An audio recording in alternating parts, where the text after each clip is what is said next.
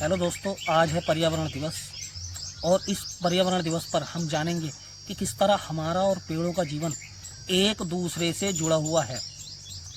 400 करोड़ साल पहले जब ये पृथ्वी पूरी तरह पानी से ढकी हुई थी, तब इस पानी में एक बैक्टीरिया ने जन्म लिया जिसका नाम था साइनोबैक्टीरिया। यही बैक्टीरिया आगे जाकर सभी पेड़ पौधों के निर्माण का कारण बना। धीरे धीरे यही बैक्टीरिया सभी पौधों में बदल गया। क्या आप जानते हैं, साइनोबैक्टीरिया ही था जिसने पहली बार सूरज की रोशनी का इस्तेमाल कर ऑक्सीजन बनाना सीखा, अर्थात प्रकाश संश्लेषण की प्रक्रिया को अंजाम दिया। इस बैक्टीरिया के ऑक्सीजन बनाने के बाद एक एरोबिक नामक दूसरा बैक्टीरिया उसी पानी में पैदा हुआ, जिसने इसी ऑक्सीजन का इस्तेमाल करके ऊर्जा बनाना सीख लिया और अपना जीवन यापन करने लगा। उसी बैक्टीरिया का जटिल रूप आज पशु पक्षी जानवर और हम हैं। तो आप समझे, अगर साइनोबैक्टीरिया ना होता तब एरोबिक बैक्टीरिया भी ना होता। इस प्रकार हम कह सकते हैं कि हमारे जन्म का जो कारण है वो साइनोबैक्टीरिया अर्थात पेड़ पौधे ही हैं। इसलिए सभी धर्मों में पेड़ों को सम्मान दिया जाता है। हिंदू धर्म की तो बात ही अलग है। हिंदू धर्म में पेड़ों को पूजा जाता है। तुलसी का पेड़, बरगद का पेड़, पीपल का पेड़, न जाने कितने पेड़ों की पूजा की जाती है, क्योंकि कहीं ना कहीं हिंदू ये जानते थे कि हमारे जन्म का कारण वृक्ष ही हैं। आखिर हम एक दूसरे पर निर्भर करते हैं। इस्लाम धर्म में भी कहा गया है कि यदि कयामत का दिन हो और तुम्हारे हाथ में एक पौधा हो, तब उस पौधे को लगा ही देना। सिख धर्म में भी कुछ इसी तरह पर्यावरण का वर्णन मिलता है। पवन गुरु, पानी पिता, धरत मात हिमात, यानी कि जो पवन है वो हमारी गुरु है, जो पानी है वो हमारा पिता है और धरती हमारी माता है। जैन और बुद्धिस्ट को तो आप जानते ही हो, वे लोग पेड़ों का बहुत सम्मान करते हैं। उन धर्मों में भी पेड़ों को पूजा जाता है, क्योंकि कहीं ना कहीं वे हिंदू धर्म का ही अंश हैं। अब जानते हैं पेड़ों से संबंधित कितनी रिसर्च हुई और किस रिसर्च में क्या पता लगा। ये आप जानते ही हैं, वैज्ञानिक ये सिद्ध कर चुके हैं कि पेड़ों में भी वैसा ही जीवन होता है जैसा हमारे अंदर जीवन होता है। लेकिन अभी पिछले कुछ सालों में वैज्ञानिकों ने यह भी बताया है कि पेड़ संगीत भी सुनते हैं। यदि आप एक पेड़ के पास मधुर संगीत बजाते हैं और उसे रोज पानी देते हैं, तब उसकी वृद्धि दूसरे पेड़ जिनको आपने संगीत नहीं सुनाया उनकी तुलना में अधिक होती है। वो अधिक हष्ट-पुष्ट होता है। वैज्ञानिकों ने पिछले कुछ सालों में ये भी सिद्ध किया है कि पेड़ गिनती भी करते हैं, क्योंकि वीनस फ्लाईट्रैप जब उसकी पत्तियां खुली होती हैं और उन पत्तियों पर जब कोई कीड़ा आकर बैठता है, तब वह काउंटिंग करके अपनी पंखुड़ियों को बंद करता है। इससे सिद्ध होता है कि पेड़ गिनती भी करते हैं। न जाने ऐसी कितनी बातें हैं जिनसे ये सिद्ध होता है कि पेड़ों में भी जीवन होता है।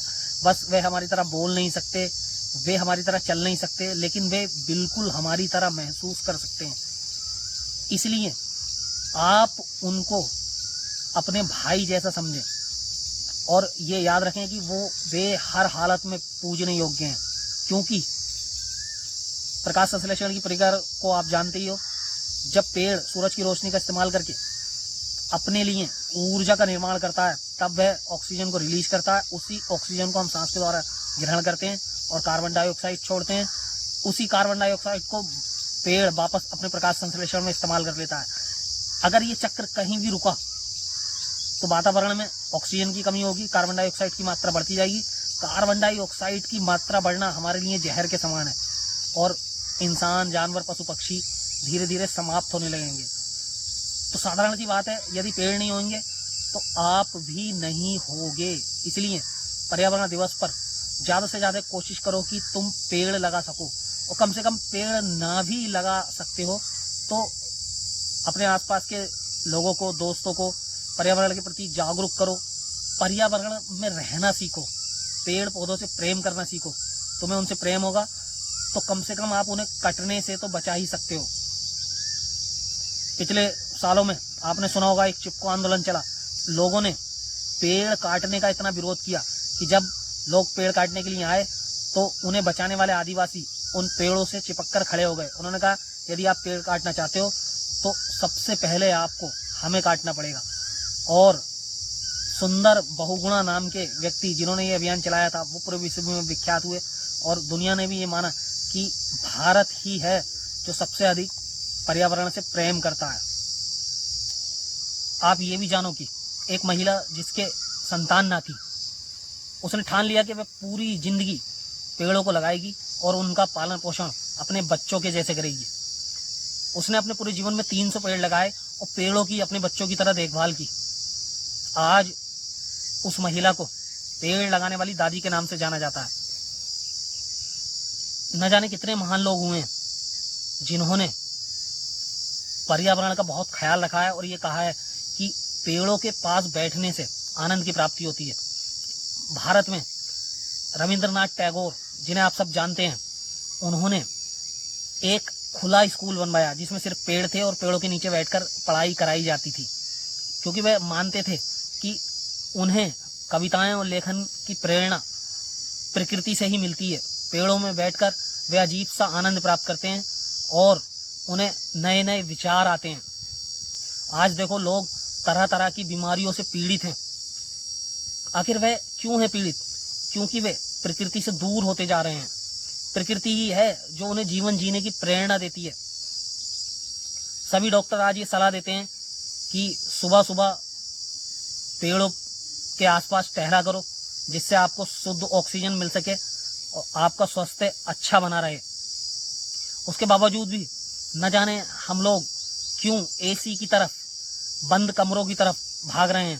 तो आपके आसपास कुछ साल पहले कितने पेड़ थे और वे सभी पेड़ धीरे धीरे कटते जा रहे हैं।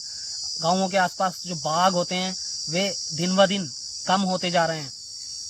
लगातार अगर ऐसी ही अवस्था बनी रहेगी तब आप देखोगे आपके लिए पेड़ सिर्फ कुछ चुनिंदा पार्कों में ही दिखाई देंगे और उनमें बैठने के लिए जगह भी न मिलेगी।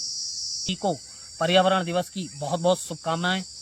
मैं उम्मीद करता हूं इस वीडियो को देखकर आप पर्यावरण का ख्याल रखोगे, ज़्यादा से ज़्यादा वृक्ष लगाओगे, उनके आसपास रहोगे, उनसे प्रेम करना सीखोगे। धन्यवाद।